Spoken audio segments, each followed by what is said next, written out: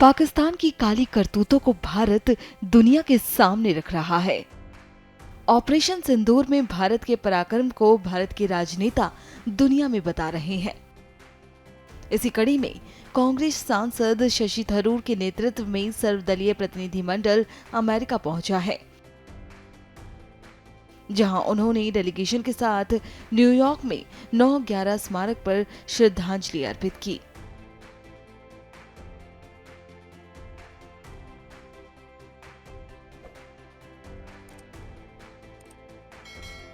So we are here, we've just arrived from India, today in fact this afternoon, and our very first stop has been to this moving September 11 memorial. I was in New York myself on 9/11 and I still remember vividly the experience of the horror of that day. I remember going on CNN that evening, international, and saying that we are all New Yorkers now. And it's a reminder of the solidarity that all people around the world feel in the face of terrorism. The solidarity that we are here to express today with the victims who span so many different nationalities, Americans and Indians and so many others were victims of 9/11, is a reminder, sadly, that we ourselves in India have been subject to the same wounds that you are seeing the scars of today in this very moving memorial. So we have come in a spirit of solidarity. We have come at the same time on a mission. We are traveling to 5 countries. We will be back in the US at the end of a journey that will take us to Guyana, Panama, Colombia and Brazil before we return to Washington. And in these countries, we are hoping to be able to explain to the world how important it is for all of us to stand together against the scourge of terrorism. Just as the US showed such resolution and determination in the wake of 9/11, so too our country has stood up against the forces of evil who attacked us on the 22nd of April.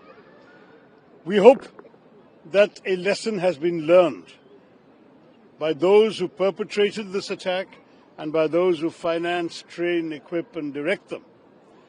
But we want to communicate to the world that we will not be sitting quietly if this is repeated, and we want the world to understand that this is not a time for indifference, but for mutual strength and mutual solidarity, so that we can all unitedly stand up for the values that the United States has always cherished, the values of democracy, of human freedom, of diversity, of coexistence of people of different communities, none of which, sadly, is in the agenda of those who conducted such attacks. I'll stop there if you have any particular questions. Call for zero tolerance for terrorism. That's what India has been highlighting, and that will be one of your messages when you go to all these other countries. Absolutely. And also, you mentioned the perpetrators need to be brought to justice, and those who provide safe havens to these terrorist organizations, Pakistan, there has to be accountability. So, can you share?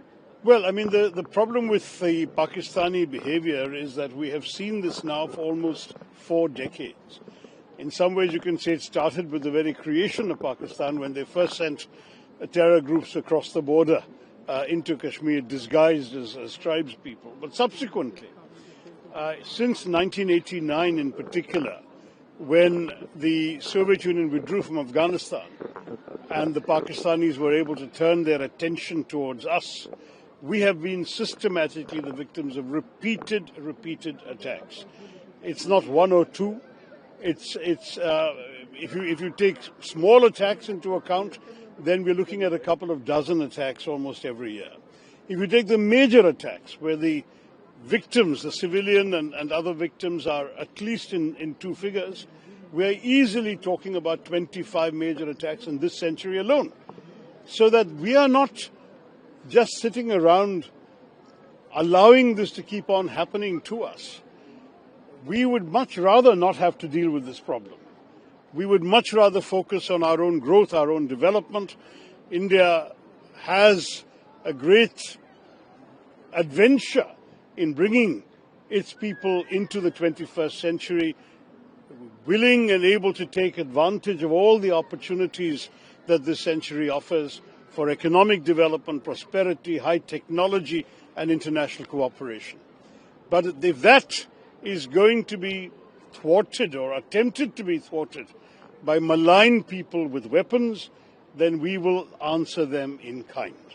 And that is also part of our message. Yes, perpetrators of terror should indeed be brought to justice, and we are not going to stop our hunt for those who did this latest atrocity.